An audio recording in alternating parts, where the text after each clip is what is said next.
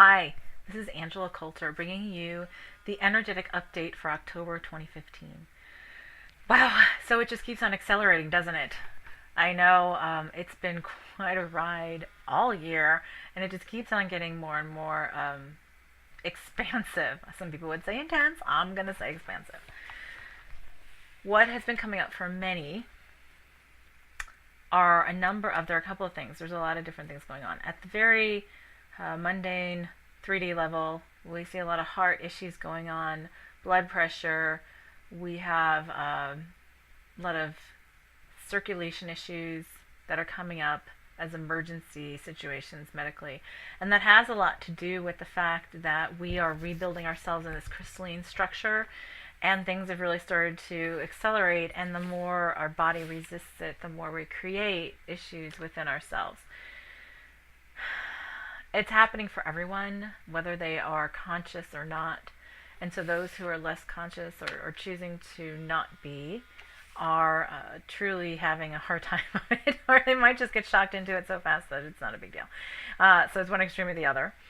But I am watching that. I've seen that for the past month a lot of heart, blood pressure, all kinds of circulation issues, just all kinds of that kind of stuff. And part of that part of that has to do with this acceptance of being allowed to be higher vibration beings, to simply be able to shift instantaneously. The more we go, the faster it's becoming. The other thing that's going on is a lot of feet, ankles, knees, leg stuff. And it's not what we typically have attributed. We've typically attributed that in what we call the healing world is moving forward things or whatever, and it sort of is, but it's not, because actually right now the predominant energy around that has to do with supporting ourselves. Because as we are transforming faster and faster, as we are embracing higher vibrations faster and faster, we are needing first and foremost to become self-central, self-loving, whatever is in the way of us living in a place of unconditional love and putting ourselves first and foremost. That is called the supporting ourselves, right? Get it? Feet, ankles, legs, knees, whatever. It's supporting ourselves first and foremost. And if we're not doing it, or if we're resisting it, it manifests in a whole bunch of things. We're letting go what's left of the limiting ideas or practices of the 3D reality. We're learning how to shift the ego into a new state. The ego itself, as I understand it, has been created to explore individuality and separation. And now, as we're shifting into a different state, there's a lot of the death of the ego stuff going on, especially the more conscious we are, and even more intensely for those who are still hesitant to embrace this. So we can so it's basically, here's the thing. When we accept that we are divine, when we accept that we can be divine, that we can shift in a graceful and easy and flowing manner because we are divine and we're perfect and infinite and everything else, and it's our choice. And we allow, it's what I call surrendering, and this has been really important very, very recently, about surrendering, accepting, and allowing. That is getting beyond the egoic resistance that creates resistance in the physical body and resistance in our individual experiences. So we go through, we're going through a lot of that, okay? And the support thing has to do with, here's the thing, the more we come into this place of love and acceptance of our divine selves in unconditional love, the more we need to say that we can do it, and that we can do it gracefully and easily. And first and foremost, we need to focus on ourselves, our heart's passion, our soul's purpose, on what it is we came here to do, which by the way would be our passion and our soul's purpose. Because when we do that, our vibration goes off the charts, and we then start living in that space of self-unconditional love. So, gone are the days of self-sacrifice. Done with sacrifice for our children, for our spouses, for our families, because as they say in the airplane all the time when doing the safety, security things of if the oxygen mask falls down, put it on yourself, secure it on yourself first before helping the person next to you. That is where we are right now. If we all focus on making ourselves or allowing ourselves to be the divine beings that we are and to stepping into our full divine truth, accepting our ultimate soul's purpose and stop fighting it, resisting it, sacrificing ourselves from it, and we accept it and embrace it and allow it, then this shift will become effortless and flowing and fun in the most amazing ways possible. So any crumbs that are left are coming up for this. And so, like I said, and it's the deepest stuff, because it's whatever is preventing us from living in that space of unconditional love and self-acceptance. That is what's coming up. And if we refuse to support ourselves, well, then our bodies and our realities are going to tell us that. Or we're going to get into situations where we have to stand up and assert ourselves in ways that we didn't before we thought we had changed. Or we would have, like I said, physical issues with our feet, our ankles, our legs, and our knees. I myself had something like that came up, and it was like, wow, because I am so not used to having things come with my physical body anymore. I do it with my feet, and a rash, and whatever. And part of it is letting go of this. We have in the past idealized the word humanity, but really humanity is the limitations of the ego and resistance. And when we let go of that and we live in our divine truth and our divine right, and we accept the individuality we have created as perfect and complete, while simultaneously allowing ourselves to step into our infinite divine selves, that is the attainment of the remembrance of our enlightenment. Not an attainment from outside of us. We already are enlightened. We already are divine and all-powerful and everything else. It's a matter of getting to there and having this effortless flow of shift and change. We're all here for the symphony. It's time for us to all enjoy it. And I know there are many who are going to watch this. They're going to say, yeah, easy for you to say no, because I have, sometimes I think I'm bipolar these days, because it'll be like, wow, like some weird thing will hit me out of nowhere. I have books that I'm writing simultaneously, redoing websites, all this stuff, because all of this information is coming in, and wow, the remembrance is tremendous if we allow it. And when we see the bigger and bigger picture, we appreciate and love and awe the amazing perfection and beauty of it. And I haven't seen the whole thing. I've seen good parts of it. And I know there's so much that's shifting around, and we're putting this huge, huge catalyst into place. And some may get nervous about that, saying, well, what catalyst? Is it going to be a catastrophe? I don't know. I honestly, we've agreed to not remember, and we have played out a lot of them in other timelines already, which is what many people have seen. My understanding is we don't consciously remember exactly what the catalyst is, because up until the moment the catalyst happens, we're continuously changing it depending on what we will accept as part of our process. And if we surrender, accept, and allow, it will be a whole lot easier of a catalyst than if we resist and fight and separate.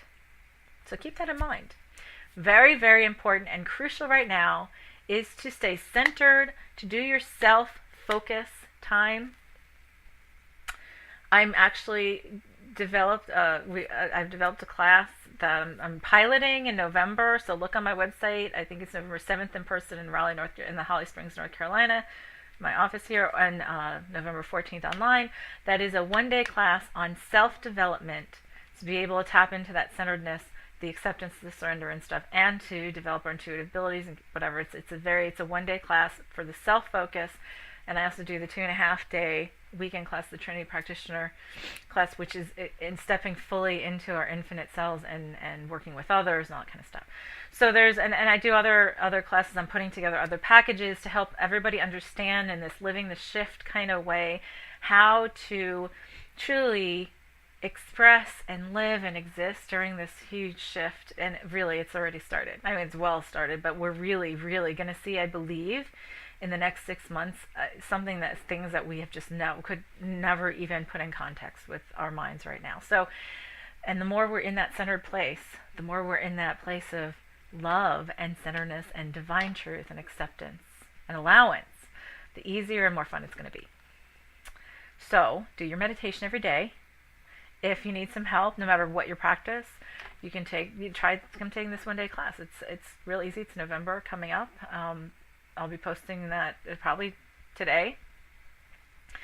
And if you have any questions, send me an email at acoulter@spiritualalchemy.net.